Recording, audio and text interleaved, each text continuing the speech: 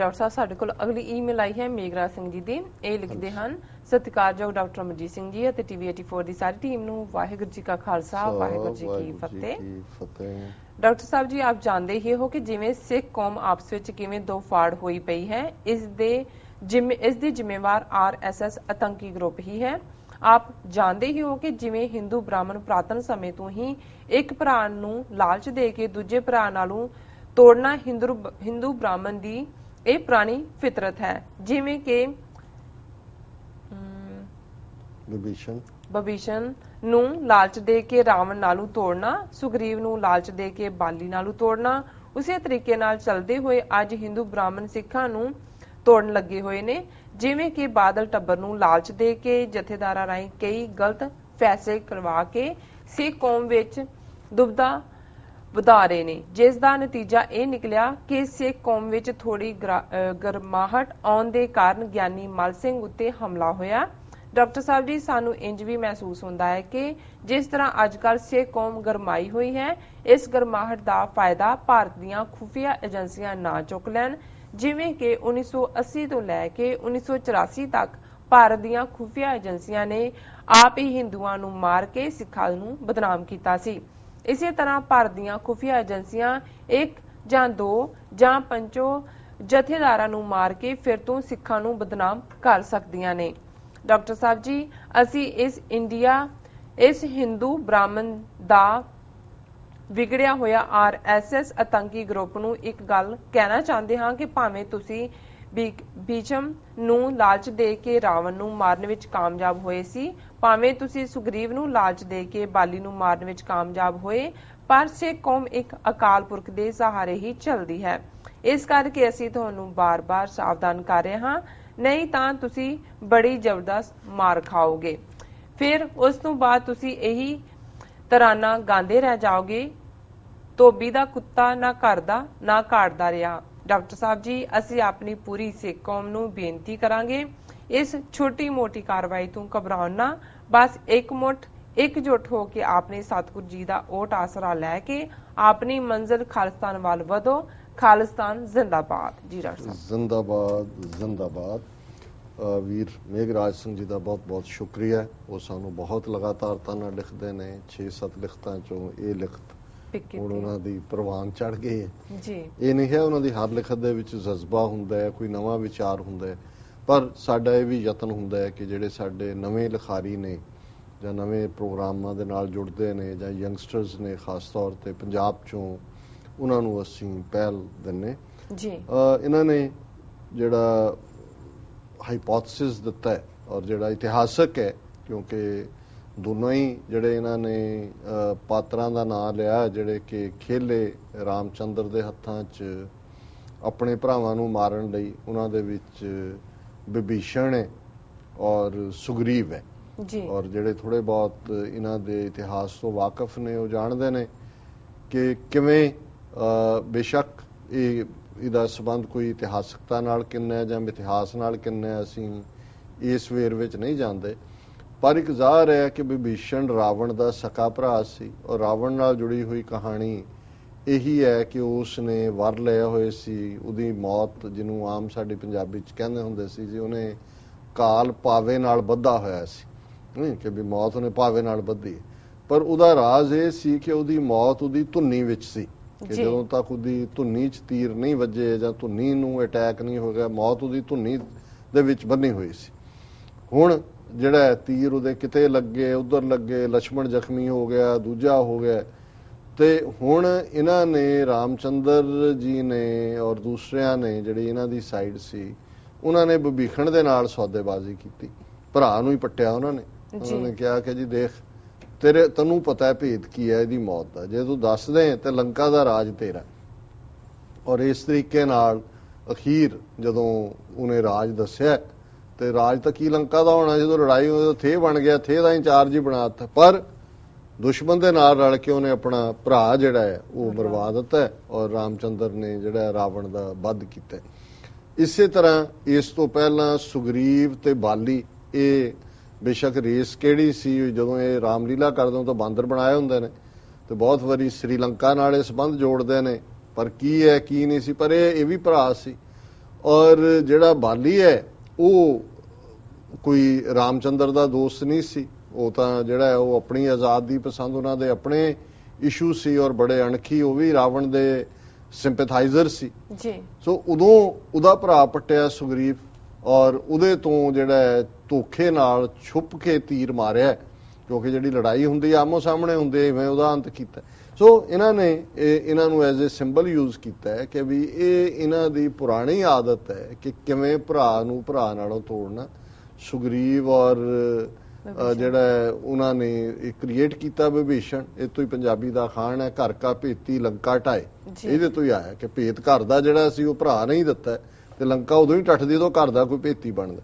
ਸੋ ਉਹਨਾਂ ਨੇ ਕਿਹਾ ਵੀ ਬਾਦਲ ਨੂੰ ਲਾਲਚ ਦਿੱਤਾ ਹੋਇਆ, ਜਥੇਦਾਰ ਅੱਗੋਂ ਉਹਦੇ ਤਨਖਾਹੀਏ ਨੇ, ਔਰ ਇਸ ਸਭ ਚੋਂ ਹੀ ਜਥੇਦਾਰਾਂ ਤੋਂ ਮਨਮਰਜ਼ੀ ਦੇ ਹੁਕਮਨਾਮੇ ਜਾਰੀ ਕਰਵਾ ਰਹੇ ਨੇ।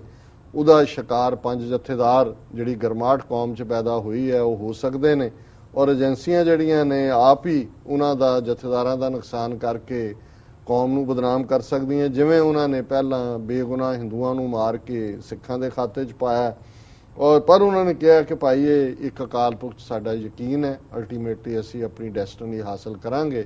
ਔਰ ਇਹ ਤਰਾਨਾ, ਹਾਲਾਂਕਿ ਇਹ ਵੀ ਅਖਾਣ ਹੈ, ਵੈਸੇ ਤਰਾਨਾ ਹੁੰਦਾ ਉਹ ਬਹੁਤ ਮਧੁਰ ਗੀਤ, ਵੀ ਇਹੀ ਆਪ ਹੀ ਗਾਇਆ ਕਰਨਗੇ ਫਿਰ ਕਿ ਧੋਬੀ ਕਾ ਕੁੱਤਾ ਨਾ ਘਰ ਕਾ ਨਾ ਘਾਟ ਕਾ। ਵੈਸੇ ਮੈਨੂੰ ਇਹ ਬਹੁਤਾ ਸਮਝ ਨਹੀਂ ਆਇਆ ਇਸ ਦਾ ਕਿ ਧੋਬੀ ਦਾ ਕੁੱਤਾ ਧੋਬੀ ਦੇ ਨਾਲ ਆਂਦਾ, ਘਾਟ ਤਾਂ ਉੱਥੇ ਹੀ ਹੁੰਦੇ ਤੇ ਕੱਪੜੇ ਧੋਂਦੇ ਨੇ, ਤੇ ਉਹ ਹਾਂ ਇਹ ਹੋਣਾ ਕਿ ਵਿਚਾਰਿਆਂ ਨੂੰ ਨਾ ਘਰ ਟਿੱਕੇ ਬਹਿਣ ਦਿੰਦੇ ਹੋਣੇ, ਨਾ ਘਾਟ ਤੇ ਆਇਆ ਤੇ ਉੱਥੇ ਉਹਨੂੰ ਹੁੰਦਾ ਵੀ ਫਿਰ ਧੋਬੀ ਨੇ ਘਰ ਮੁੜਨਾ ਤੇ ਉਹਦਾ ਕੋਈ ਪੱਕਾ ਟਿਕਾਣਾ ਨਹੀਂ ਹੋਏਗਾ, ਇਸ ਲਈ ਕਿਹਾ ਹੋਏਗਾ ਧੋਬੀ ਦਾ ਕੁੱਤਾ ਨਾ ਘਰ ਦਾ ਨਾ ਘਾਟ ਦਾ। ਪਰ ਮਤਲਬ ਇਹਦਾ ਇਹੀ ਹੈ ਕਿ ਵੀ ਅਲਟੀਮੇਟਲੀ ਹਰ ਪਾਸਿਓਂ ਹੀ ਨਕਾਰੇ ਜਾਂਦੇ ਨੇ ਇਸ ਕਿਸਮ ਦੇ। ਔਰ ਅਖੀਰ 'ਚ ਉਹਨਾਂ ਨੇ ਕਿਹਾ ਵੀ ਸਾਨੂੰ ਅਕਾਲ ਪੁਰਖ ਤੇ ਭਰੋਸਾ ਰੱਖ ਕੇ ਇਕਜੁੱਟ ਹੋ ਕੇ ਆਪਣਾ ਸੰਘਰਸ਼ ਲੜਨ ਦੀ ਲੋੜ ਹੈ। ਸੋ ਵੀਰ ਮੇਘਰਾਜ ਸਿੰਘ ਜੀ ਦਾ ਬਹੁਤ ਬਹੁਤ ਸ਼ੁਕਰੀਆ। ਉਹ ਆਤੰਕੀ ਗਰੁੱਪ ਜ਼ਰੂਰ ਲਿਖਦੇ ਨੇ ਵੀ ਇਹ ਸਭ RSS ਜਿਹੜਾ ਆਤੰਕ ਟੈਰਰਿਜ਼ਮ ਹੈ, ਦਹਿਸ਼ਤਗਰਦੀ ਹੈ, ਪਰ ਇਹ ਉਹਨਾਂ ਦਾ ਪੈਟ ਵਰਡ ਹੈ।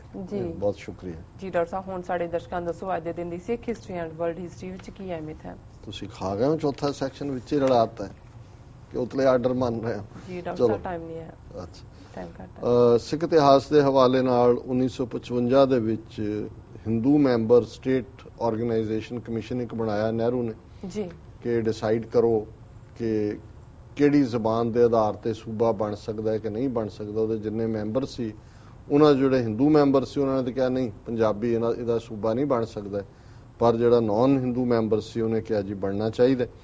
1960 'ਚ ਬਠਿੰਡਾ ਜੇਲ੍ਹ ਜਿਹੜੇ ਪੰਜਾਬੀ ਸੂਬੇ ਦੇ ਕੈਦੀ ਰੱਖੇ ਹੋਏ ਸੀ ਉਹਨਾਂ ਦੇ ਉੱਤੇ ਗੋਲੀ ਚਲਾਈ ਗਈ, 4 ਸਿੱਖ ਸ਼ਹੀਦ ਹੋਏ, ਕਈ ਜ਼ਖਮੀ ਹੋਏ। 1991 'ਚ ਰੋਮਾਨੀਆ ਦਾ ਰਾਜਦੂਤ ਰਾਡੂ ਅਗਵਾ ਕੀਤਾ, ਜੁਝਾਰੂਆਂ ਨੇ 47 ਦਿਨ ਬਾਅਦ ਛੱਡਿਆ। ਔਰ ਇਹਦਾ ਕਾਰਨ ਇਹ ਸੀ ਕਿ ਰੁਬੈਰੋ ਨੂੰ ਜਿਹੜੇ ਪੰਜਾਬ 'ਚ ਸਿੱਖ ਨੌਜਵਾਨਾਂ ਦੇ ਪੁਲਿਸ ਮੁਕਾਬਲੇ ਬਣਾਏ ਸੀ ਉਹਨੂੰ ਐਜ਼ ਏ ਐਂਬੈਸਡਰ ਰੋਮਾਨੀਆ ਦੇ ਵਿੱਚ ਭੇਜਿਆ ਗਿਆ ਸੀ, ਔਰ ਉਹਦੇ ਕ੍ਰੈਡੈਂਸ਼ੀਅਲਸ ਉਹਨਾਂ ਨੇ ਐਕਸੈਪਟ ਕੀਤੇ ਸੀ। 1992 'ਚ ਅੱਜ ਦੇ ਦਿਨ ਜਿੰਦਾ ਸੁੱਖਾ ਦੀ ਸ਼ਹਾਦਤ ਹੋਈ ਜੀ। ਵਰਲਡ ਹਿਸਟਰੀ ਦੇ ਹਵਾਲੇ ਨਾਲ 1781 'ਚ ਰੈਵੋਲੂਸ਼ਨਰੀ ਵਾਰ ਦੀ ਅਖੀਰਲੀ ਲੜਾਈ ਅਮਰੀਕਾ 'ਚ ਯਾਰਕ ਟਾਊਨ 'ਚ ਲੜੀ ਗਈ। 1855 'ਚ ਆਈਸੈਕ ਸਿੰਗਰ ਨੇ ਸਿਊਇੰਗ ਮਸ਼ੀਨ, ਸਿਲਾਈ ਮਸ਼ੀਨ ਦਾ ਪੈਟੈਂਟ ਲਿਆ। 1865 'ਚ ਪਹਿਲੀ ਅੰਡਰਗਰਾਉਂਡ ਪਾਈਪਲਾਈਨ ਜਿਹਦੇ ਚੋਂ ਕਿ ਆਇਲ ਜਿਹੜਾ ਉਹ ਪੈਨਸਿਲਵੇਨੀਆ ਦੇ ਵਿੱਚ ਬਣੀ। 1870 ਦੇ ਵਿੱਚ ਰੋਮ ਜਿਹੜਾ ਹੈ ਇਸ ਨੂੰ ਇਟਲੀ ਦਾ ਹਿੱਸਾ ਬਣਾ ਲਿਆ ਗਿਆ ਰਾਇਲ ਡੈਕਰੀ ਦੇ ਨਾਲ। 1888 'ਚ ਵਾਸ਼ਿੰਗਟਨ ਮੋਨੂਮੈਂਟ ਜਿਹੜਾ ਪਹਿਲੀ ਵਾਰ ਪਬਲਿਕ ਦੇ ਲਈ ਖੁੱਲ੍ਹਿਆ। 1930 'ਚ ਪਹਿਲੀ ਟਰਾਂਸਕੌਂਟੀਨੈਂਟਲ ਫਲਾਈਟ ਇੱਕ ਬੀਬੀ ਨੇ ਕੰਪਲੀਟ ਕੀਤੀ, ਲੌਰਾ ਇੰਗਲਸ ਦਾ ਨਾਂ ਸੀ। 1946 'ਚ ਪਹਿਲਾ ਬਿਜਲੀ ਨਾਲ ਚੱਲਣ ਵਾਲਾ ਜਾਂ ਬਿਜਲੀ ਜਿਹਦੇ ਆਲੇ ਦੁਆਲੇ ਸੀ ਬਲੈਂਕਟ, ਇਲੈਕਟ੍ਰਿਕ ਬਲੈਂਕਟ, ਉਹ ਮੈਨੂਫੈਕਚਰ ਹੋਇਆ ਔਰ $40 ਦਾ ਵਿਕਿਆ। 1959 'ਚ ਪਹਿਲੀ ਫੋਨ ਕਾਲ ਆਟੋ ਤੋਂ ਪਲੇਨ ਦੇ ਵਿੱਚ ਹੋਈ। 1961 'ਚ ਜਿਹੜੇ ਅਮਰੀਕਾ ਦੇ ਕਮਿਊਨਿਸਟ ਪਾਰਟੀ ਦੇ ਮੈਂਬਰ ਸੀ ਉਹਨਾਂ ਦੇ ਉੱਤੇ ਇਹ ਜ਼ਰੂਰੀ ਸੀ ਕਿ ਉਹ ਪੁਲਿਸ ਥਾਣਿਆਂ 'ਚ ਰਿਪੋਰਟ ਕਰਨ। 1967 'ਚ ਅੱਜ ਦੇ ਦਿਨ ਚੇ ਗੁਵੇਰਾ ਨੂੰ ਬੋਲੀਵੀਆ ਦੇ ਹਾਕਮਾਂ ਨੇ ਗੋਲੀ ਦੇ ਨਾਲ ਉਡਾਇਆ। ਇਹ ਵੀ ਇੱਕ ਅਜੀਬ ਇਤਫਾਕ ਹੈ ਕਿ ਜਿੰਦਾ ਸੁੱਖਾ ਦੀ ਸ਼ਹੀਦੀ ਔਰ ਬਹੁਤ ਵੱਡੇ ਰੈਵੋਲੂਸ਼ਨਰੀ ਚੇ ਗੁਵੇਰਾ ਦੀ ਸ਼ਹੀਦੀ ਵੀ ਅੱਜ ਹੀ ਹੋਈ ਜੀ। 1975 'ਚ ਸੋਵੀਅਤ ਡਿਸੀਡੈਂਟ ਐਂਡਰਿਆਈ ਸੋਖਰੋਵ ਨੂੰ ਨੋਬਲ ਪੀਸ ਪ੍ਰਾਈਜ਼ ਮਿਲਿਆ। ਸੋ ਇਹ ਵਰਲਡ ਹਿਸਟਰੀ ਜੀ। ਡਾਕਟਰ ਸਾਹਿਬ ਸਾਡੇ ਦਰਸ਼ਕਾਂ ਨੂੰ ਹੁਣ ਦੱਸੋ ਅੱਜ ਦਾ ਵਿਚਾਰ। ਅੱਜ ਦੇ ਵਿਚਾਰ ਲਈ ਅਸੀਂ ਭਾਈ ਗੁਰਦਾਸ ਜੀ ਦੇ ਕਬਿਤ ਨੰਬਰ 100 ਨੂੰ ਚੁਣਿਆ। 100 ਕਬਿਤ ਪੂਰੇ ਹੋ ਗਏ ਜੀ।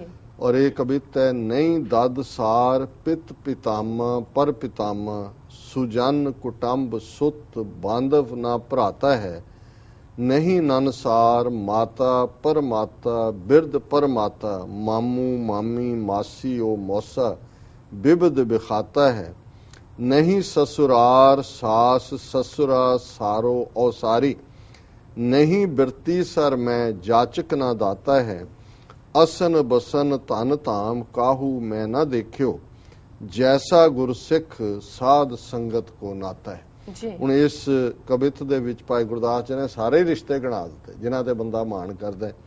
ਪਹਿਲਾ ਦਦਸਾਰ ਦਾਦਾ, ਪਿਤ ਪਿਤਾਮਾ ਪੜਦਾਦਾ, ਪਰ ਪਿਤਾਮਾ ਲੱਕੜ ਦਾਦਾ, ਉਹ ਕਹਿੰਦਾ ਸਾਰੇ ਹੀ ਦਾਦਕੇ ਦੇ ਰਿਸ਼ਤੇ। ਸੁਜਨ ਕੁਟੰਬ ਸੁਤ ਬਾਂਧਵ ਨਾ ਭਰਾਤਾ ਹੈ, ਪੁੱਤਰ ਬੰਧੂ ਰਿਸ਼ਤੇਦਾਰ ਸੱਜਣ ਭਰਾ।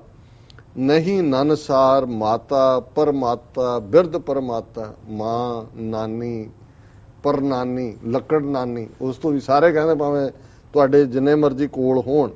ਮਾਮੂ ਮਾਮੀ ਮਾਮਾ ਤੇ ਮਾਮੀ, ਮਾਸੀ ਉਹ ਮੌਸਾ, ਪੁਰਾਤਨ ਪੰਜਾਬੀ ਚ ਮੈਂ ਤਾਂ ਕਿਹਾ ਵੀ ਹਿੰਦੀ ਵਾਲੇ ਮੌਸੀ ਕਹਿੰਦੇ ਨੇ, ਤੇ ਮੈਂ ਕਿਹਾ ਵਾਕਈ ਹੁਣ ਮਾਸੜ ਬਣਾਤਾ, ਵੈਸੇ ਮੌਸਾ ਹੀ ਹੋਣਾ, ਪਰ ਗੁਰਦਾਸ ਜੀ ਨੇ ਮੌਸਾ ਹੀ ਕਿਹਾ। ਮਾਸੀ ਉਹ ਮੌਸਾ ਵਿਵਿਧ ਬਖਾਤਾ ਹੈ ਕਿ ਮਾਮਾ ਮਾਮੀ ਹੋਏ, ਮਾਸੀ ਮਾਸੜ ਹੋਏ, ਸਾਰੀਆਂ ਰਿਸ਼ਤੇਦਾਰੀਆਂ। ਨਹੀਂ ਸਸਰਾਰ ਸਾਸ ਸਸਰਾ ਸਾਰੋ ਸਾਰੀ, ਕਿ ਸੱਸ ਸਹੁਰਾ ਸਾਰੋ ਸਾਰੀ ਸਾਲੀ ਸਾਲਾ, ਇਹ ਵੀ ਉਦੋਂ ਉਹਨਾਂ ਨੂੰ ਸਾਲੀ ਨੂੰ ਮੇਰੇ ਖਿਆਲ ਹੈ ਸਾਰੋ ਤੇ ਸਾਲੀ ਨੂੰ ਔਸਾਰੀ ਕਹਿੰਦੇ ਸੀ। ਨਹੀਂ ਬਿਰਤੀ ਸਰ ਮੈਂ ਜਾਚਕ ਨਾ ਦਾਤਾ ਹੈ, ਬਿਰਤੀ ਸਰ ਹੈ ਪ੍ਰੀਸਟ ਪੰਡਤ ਜੀ, ਤੇ ਨਾ ਮੈਂ ਜਾਚਕ ਨਾ ਦਾਤਾ। ਇਹ ਸਾਰੇ ਰਿਸ਼ਤੇ ਉਹਨਾਂ ਨੇ ਗਿਣਾ ਕੇ ਇਸ ਲਈ ਗਿਣਾਏ ਸਾਰੇ। ਅਖੀਰਲੀ ਲਾਈਨ ਦੇ ਵਿੱਚ ਉਹਦਾ ਤੱਤ ਸਾਰ ਹੈ ਵਿਚਾਰ ਦਾ, ਅਸਨ ਬਸਨ ਧਨ ਧਾਮ ਕਾਹੂ ਮੈਂ ਨਾ ਦੇਖਿਓ, ਜੈਸਾ ਗੁਰਸਿੱਖ ਸਾਧ ਸੰਗਤ ਕੋ ਨਾਤਾ ਹੈ। ਕਿ ਆ ਜਿੰਨੇ ਰਿਸ਼ਤੇ ਨੇ ਉਹਨਾਂ ਨਾਲ ਤੁਹਾਡਾ ਜਿੰਨਾ ਮਰਜ਼ੀ ਖਾਣ ਪਾਣ ਸਾਂਝਾ ਹੋਏ, ਜਿੰਨਾ ਮਰਜ਼ੀ ਪਿਆਰ ਹੋਏ, ਜਿੰਨਾ ਮਰਜ਼ੀ ਇੱਕ ਦੂਜੇ ਤੋਂ ਤੁਸੀਂ ਕੁਰਬਾਨ ਹੁੰਦੇ ਹੋ, ਲੇਕਿਨ ਇਸ ਸਭ ਦੇ ਬਾਵਜੂਦ ਇਹ ਕੋਈ ਰਿਸ਼ਤਾ ਉਸ ਰਿਸ਼ਤੇ ਦੇ ਤੁਲ ਨਹੀਂ ਹੈ ਜੈਸਾ ਗੁਰਸਿੱਖ ਸਾਧ ਸੰਗਤ ਕੋ ਨਾਤਾ ਹੈ। ਜੀ ਜਿਹੜਾ ਗੁਰਸਿੱਖ ਦਾ ਸਾਧ ਸੰਗਤ ਦੇ ਨਾਲ ਨਾਤਾ ਹੈ, ਉਹਦੇ ਚ ਦਾਦਕੇ ਨਾਨਕੇ ਸਾਲੇ ਸਾਲੀਆਂ ਮਾਸੀ ਮਾਸੜ ਮਾਮੂ ਕਿਸੇ ਦਾ ਕੋਈ ਜਿਹੜਾ ਉਸ ਦੇ ਨਾਲ ਨਹੀਂ ਤੁਲ ਸਕਦਾ।